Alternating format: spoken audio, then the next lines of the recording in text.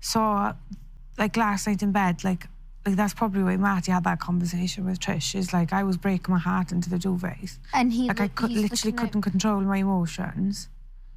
And I just feel like, I almost feel like I've, like, I've disappointed, like, my family if I get, like, a really bad reception, or I get painted out to be, like, a really fucking shit person. But I know they won't paint you out like that. But I feel like I know I'm, like, genuinely, like, one of the nicest people you will meet. And I know that I know my heart's in the right place. Chanel. For people I care about. But that's... I won't say sorry for that. No, and I don't think you owe anyone an apology. No. And I will stand by that. Like, I will stand by that. And I know exactly how you feel. Put out the line, and we it's don't... Like one comment could actually change your life. And that's what's scaring me. That's not a comment directed at anyone. The thing is, if anything, all it shows is how much your friends mean to you, what you said. You just said, I will forgive, but not forget. It shows that you are forgiving what's happened, and the thing you always remain true to yourself and true to your friends. It doesn't... And I think I said that in the podcast. I was like, who's your role models? Who's your role models? Friends. And I was like, well, my mother... I said, everyone said mum. And then I said, well, I'm just going to agree with everyone because your mother is always going to be your role model. But my role models are my friends because they become your family and they are your, like, support network. And I look up to every one of my friends. Like, they're, like, the most amazing people. And you choose them, and you choose them to be in your life for a reason. And I've had the same friends since play school. That's mad. Says a lot. Like, the same group of girls, we've been going on holidays since we were, like, 17, and we're nearly 30. And I will stand by, and I think I'm so, like, passionate about friendships because it's ingrained in me from such good friends. And I think that's why I get protective, and that's why I'll forgive, I won't forget, because I get protective over people I care about. But the conversation as well, I was like, tomorrow it's going to be fucking hard. And Jenkins was like, yeah, for you. Like, that was the way he responded. And Chanel was like, yeah, for you. Like, it wasn't like, yeah, for you. It was like a very light-hearted, like, conversation. And that's what upsets me the most, is the way it's been painted out. And you being left to feel like, and I felt it before. So and I think that's maybe why, in a sense, I'm not a stranger to feeling like this, because after Soupgate, and I had Noki ignoring me because she heard 2 letters and believed that that's exactly what happened, is that she heard 2 letters and believed that me and Hallie would be talking about her and wouldn't. I think we slept in the same bed that night, but we didn't talk till the next day. And, like, that was take an inch and run a mile. And that was, like, a situation I said to Noki at the time when you hadn't spoken. And, oh no, it was the situation after the nominations. And I think I said something along the lines. I was like, listen, because she was feeling terrible. And I said, listen, when you speak to her when she's ready, like, you can explain that you did have her back, and you didn't, or did you ever say, I don't know, I said, I don't know, the conversation had gone on, like, I don't know, but you can express that to Olivia when she's ready. And I was like, I think the question is, which way you're asking is, like, did you have her back in that process? Like, did you fight her corner, being like, were there conversations of to why Olivia, did them conversations go on? And she said yes. And I said, okay, that's fair enough. I said, but she doesn't know that yet. So when she's ready to have the conversation, then you can obviously say whatever. And she was like, yeah.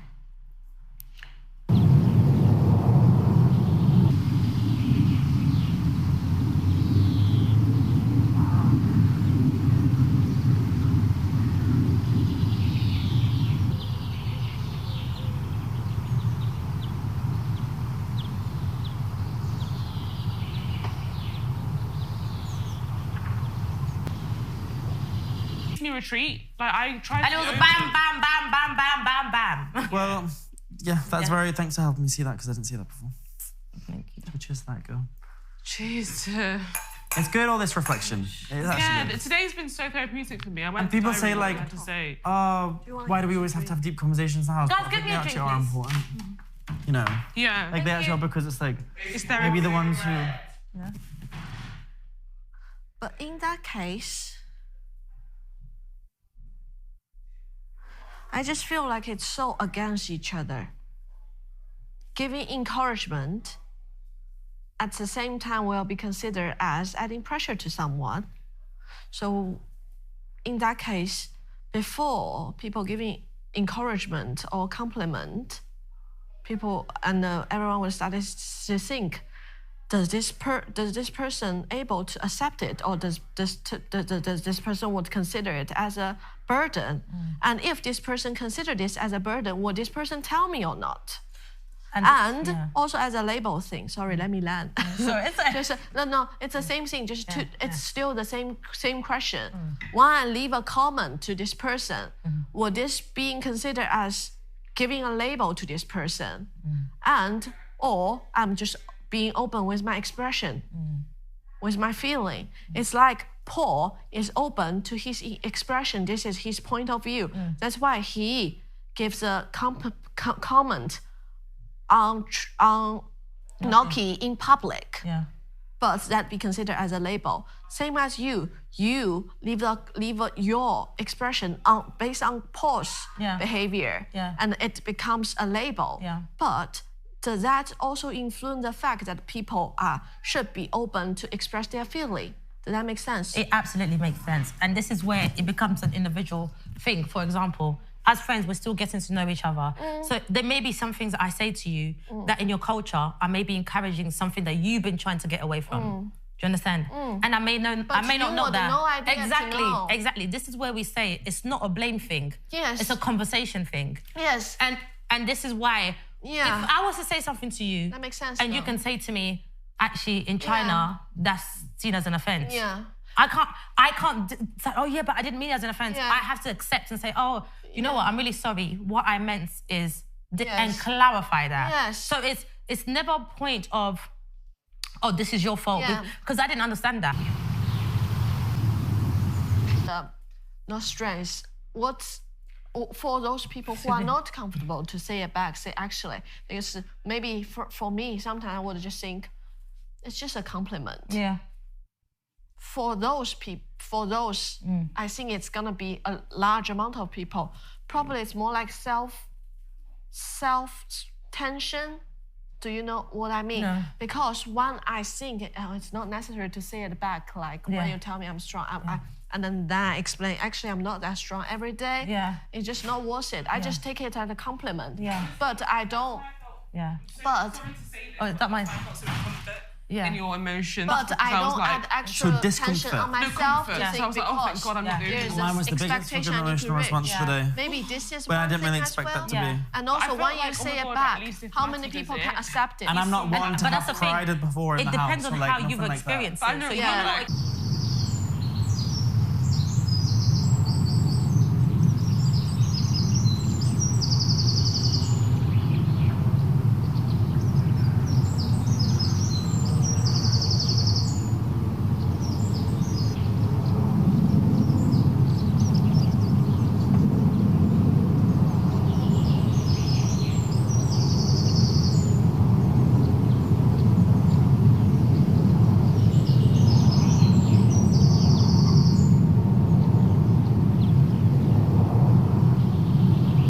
I was trying to do when I'm saying that is try and give Chanel a bit of reassurance that no one hates her, but actions are different. So yeah, I agree.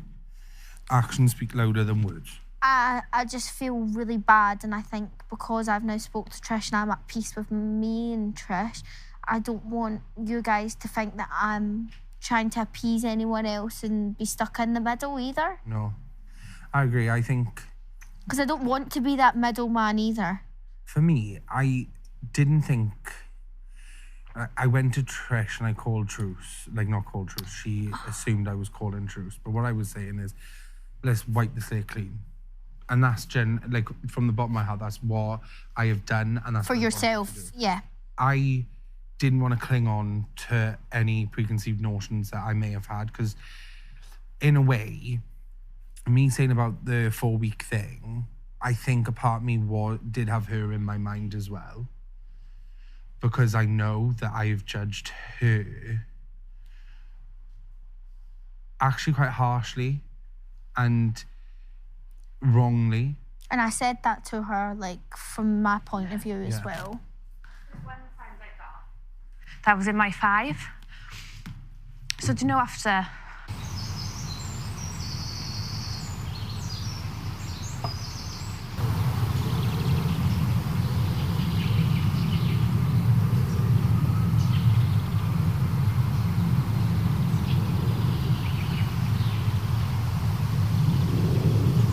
To her, she's deflecting some of the hurt she might be experiencing To us.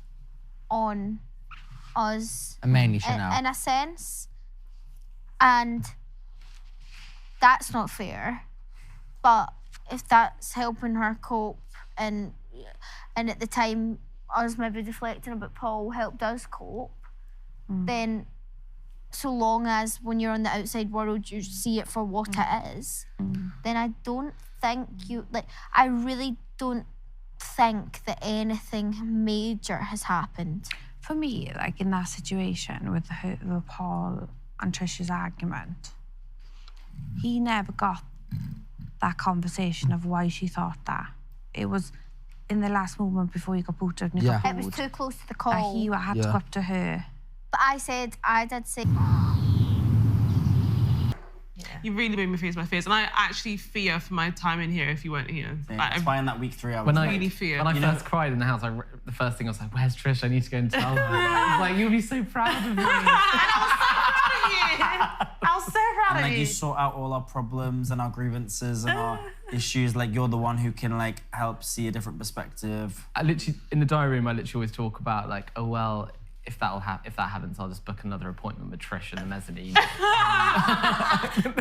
And you can, and somehow you can do it from a balance. Even though you're friends with all of us and we go through grievances, even in this group, up and down, you're able to like talk sense into us all when we need it. I try and live in cloud cookie land. The one in the storeroom has gone. Sorry for interrupting. The what? Already. Please.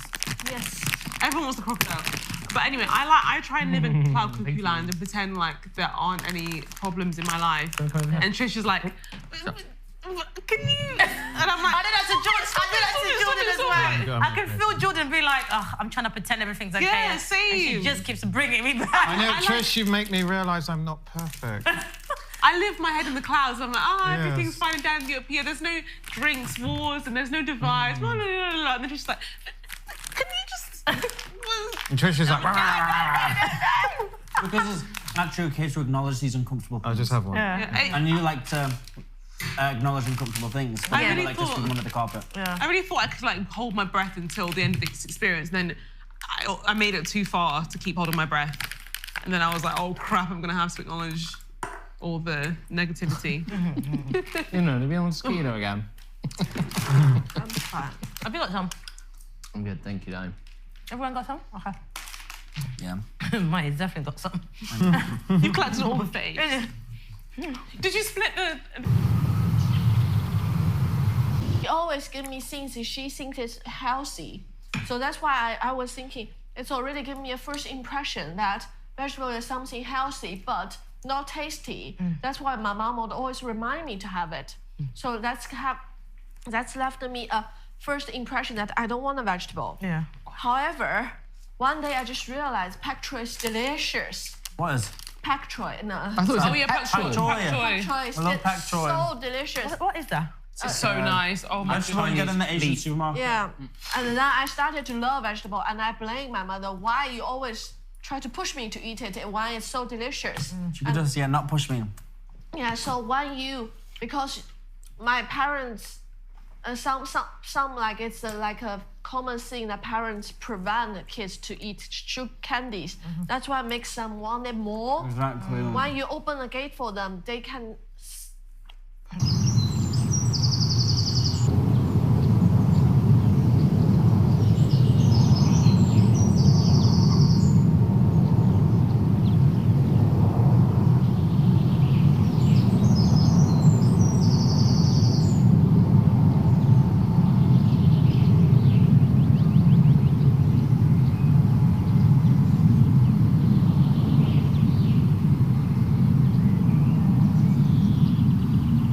now. I want to go peacefully for the rest of no more my lessons. time.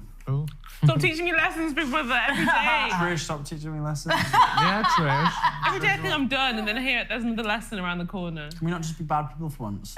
And just be toxic? Just let us have that for one day. Do you know what's so funny? Is we were talking before about the fact that in real life, you can actually, like, survive not having insight. Ignorance is bliss, but when you come on here... TikTok and just be like... I know. And then when you come here, you're like, forced to have insight. I'm like...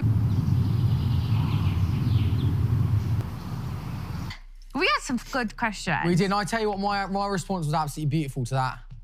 Yeah. Do you know what? I think ours was hard because we had to... We knew yous were watching.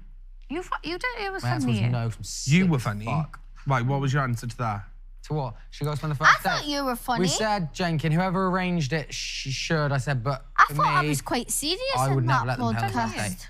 Imran was funny when she did the... what was Do you know it? ASMR. No, I don't know. I don't know an Eden either, but... You should have done us doing the ASMR. No. We were like... I don't know which was Were we, when did we start going on the screen? We were like, when you sat down.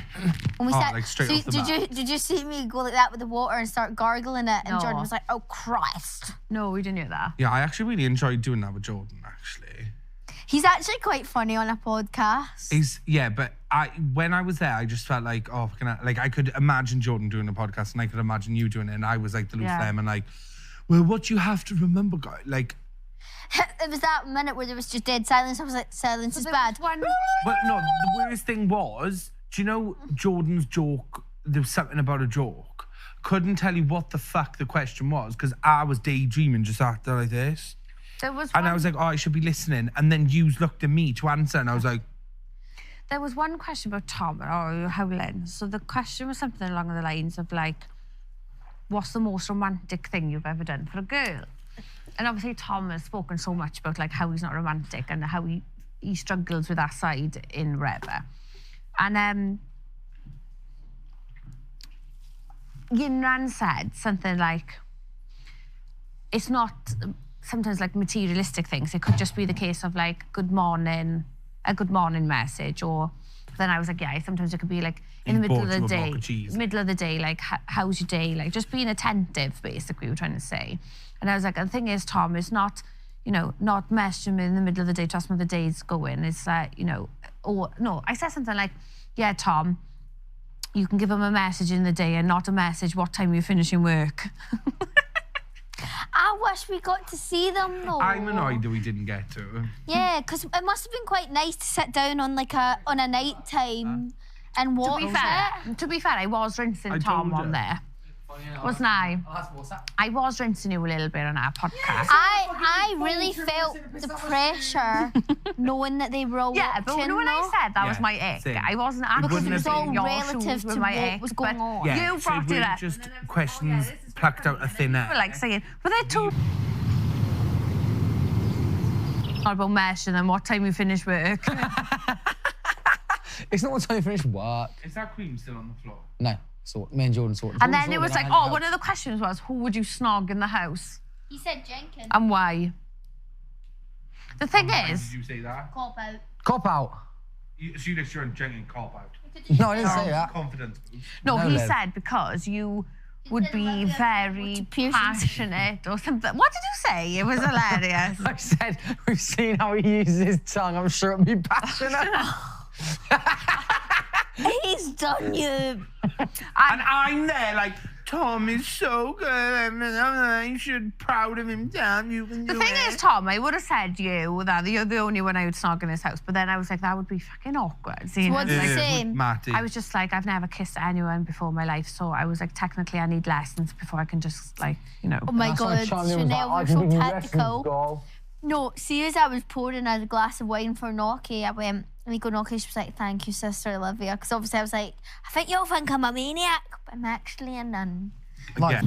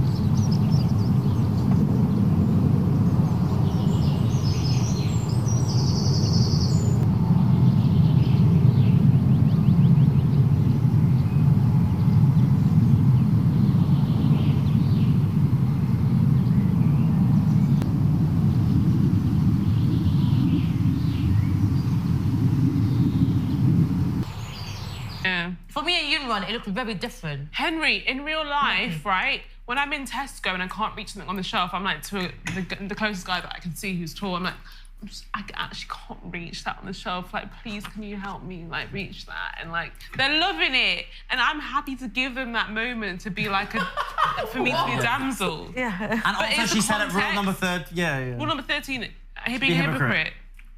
There's times where, like, it's in context and there's times where it's not. Yeah. So at work, I'm like, don't do that. But if I'm in the supermarket and I can't reach something on the shelf, and I need your help. It's all contextual, If I can't reach basically. on the shelf, I'll ask random. What's it? No, but like I mean, like in that. But you wouldn't turn into a damsel in distress. You just ask for help. No. Yeah, but whereas me, I don't mind being seen as like needing help in that situation. Or if my bags are heavy and I'm in the airport and a guy comes and helps me, I'm not gonna say no.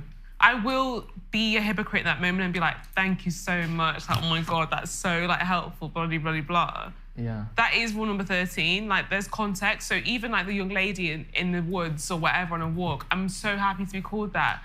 But at work, not so much. And maybe if it happens to you at work.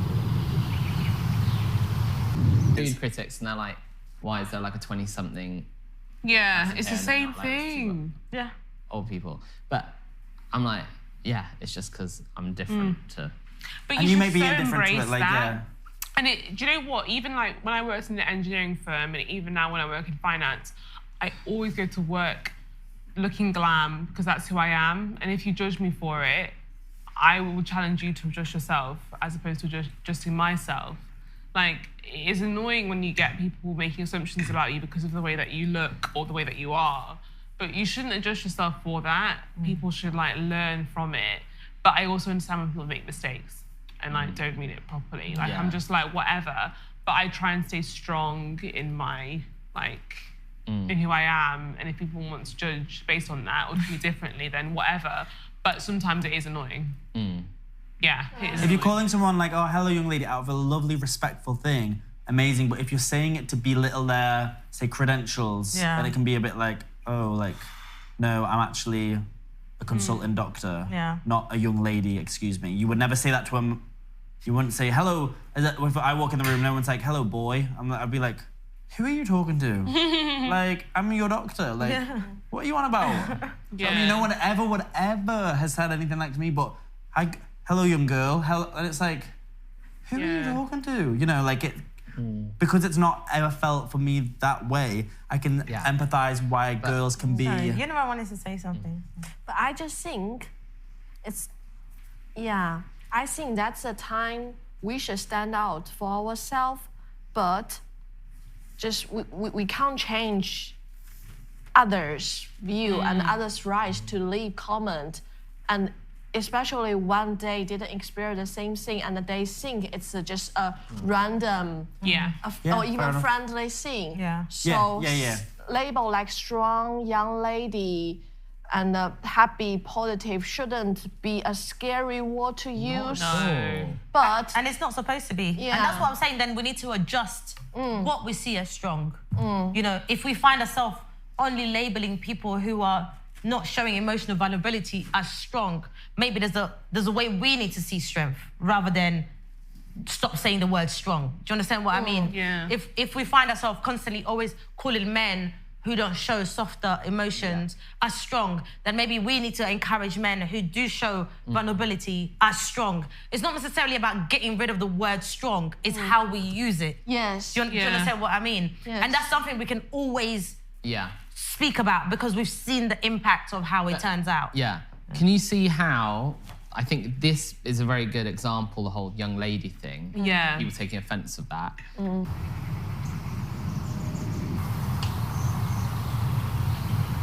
About it. Yeah, I pick my battles with the older people. Do you know what I mean? Like, you in a space like this, we would be like, oh, I don't really like that. But you're not going to go to an old person, listen here, don't call me a young... This is a space where like you feel safe with friends who've had a reflective conversation a day. You just won't take that battle on outside of expressing in the conversation that you're not comfortable with. But in regards to like example, like woke and stuff, I don't think that's been a terminology that's been happening for a while, that I can say old people learn it in their 20s. I think that's a very new terminology and it's been very much introduced in a certain way. So for me, it's like, if you can learn it in a discriminative way, you can unlearn it. That's where I'm at. Because I'm like, that's a new word. The terms like woke. Yeah, that's not Which something only you came about in the past 5 to 10 years. That's not something that you learned in your 20s and now you're 80 and you can't change it. Do you know what I mean? I understand having to unlearn is very difficult, but if you just learn that recently, you can definitely learn that using it in a certain way is offensive. Yeah, like my grandma. Because you've managed to learn to use it in a patronising way. Woke was actually created as a term to wake up to discrimination social issues, and to social issues. But if we're honest, I think woke was very much in the black community. Yeah, it was. It was. Yeah. I'm woke. Yeah. I'm woke. Yeah. But the way it's gotten out now is very recent. That is actually being used to kind of like mock people. It's mock. Yeah, that's a new thing to use it in that way. It's So reclaiming a word for negative purposes. Yeah, so for me, that's a sense of cultural appropriation. Yeah. So if you're going to use it in a derogatory way, you've learned that recently, so you can unlearn that.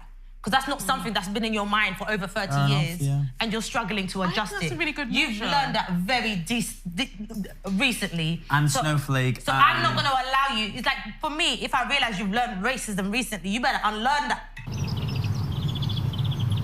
But like these more sort of lesser issues. Yeah. That I think are that's kind of insidious magnitude. because then you demean the entire fight to, oh, all these people are woke because they're caring about young lady. No, we're actually being called woke because of black, gay, trans issues. Yeah. And they like to be sensational and say because we can't say hi to people anymore because that's offensive.